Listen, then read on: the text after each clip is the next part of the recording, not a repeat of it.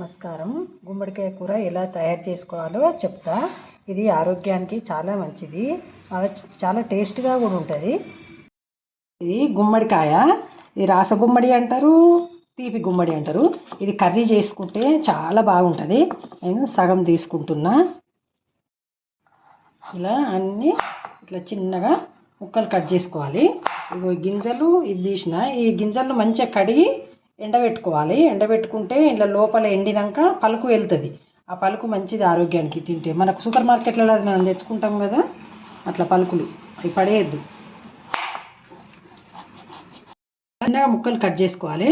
Cut చేసుకొని 10-15 పచ్చిమిర్చి వేసుకోవాలి. దానికి తగినంత సాల్ట్ వేసుకొని గ్రైండ్ చేసుకోవాలి.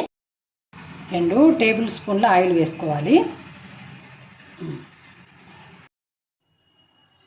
1/2 టీ స్పూన్ ఆవాలు, 1/2 టీ స్పూన్ జీలకర్ర,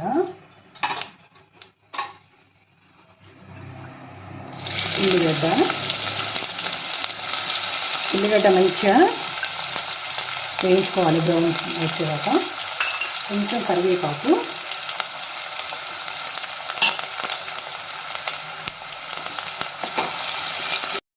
కొంచెం ఫ్రై అయింది. కొంచెం అల్లం వెల్లిగడ్డ వేసుకోవాలి.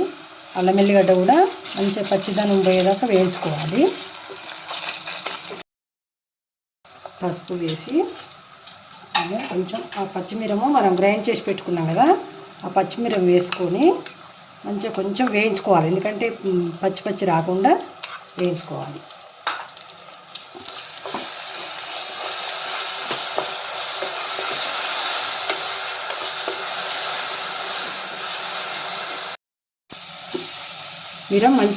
పచ్చిమిరం మంచిగా ఫ్రై అయింది. ఇప్పుడు గుమ్మడికాయ ముక్కలు వేసుకోవాలి. గుమ్మడికాయల పోషకాలు చాలా ఉంటాయి. ఇది మనకు ఆరోగ్యానికి మంచిది. కొందరు ఏమంటారంటే గుమ్మడికాయ తినద్దు, ఒళ్ళంతా బాడీ అంతా నొప్పులు పెడుతుంది అని అంటారు. కానీ అదేం కాదు. గుమ్మడికాయ మంచిది. సంవత్సరంలో 3-4 సార్లైనా తినాలి. ఆరోగ్యానికి మంచిది గుమ్మడికాయ.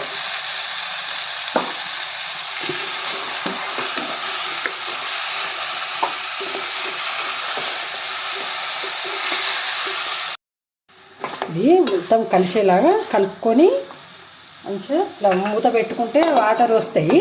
కొంచెం సిమ్లో పెట్టుకోవాలి. మంచిగా ఆయిల్లో కొంచెం మంచిగా ఫ్రై అయినాయి. ఇప్పుడు నువ్వుల పొడి వేసుకోవాలి. నువ్వుల పొడి 3 టీ స్పూన్ల నువ్వుల పొడి వేసుకోవాలి. కొంచెం బెల్లము,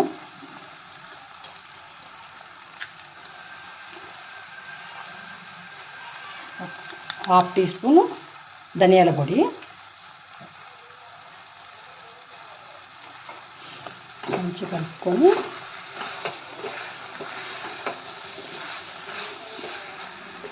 కొంచెము పాలు పోసుకోవాలి. పాలు పోసుకొని మనకు ఇట్లా కొంచెం సూప్ లాగా ఉండాలంటేనేమో పాలు పోసుకోవాలి.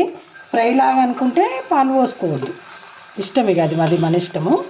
కొంచెం సూపు జొన్న రొట్టెకు పెట్టుకొని తినాలి అనుకుంటే కొంచెం సూప్ ఉండాలి. మంచిగా ఉంటుంది జొన్న రొట్టెకి. ఇది అన్నంల కంటే జొన్న రొట్టెకే టేస్ట్గా ఉంటుంది.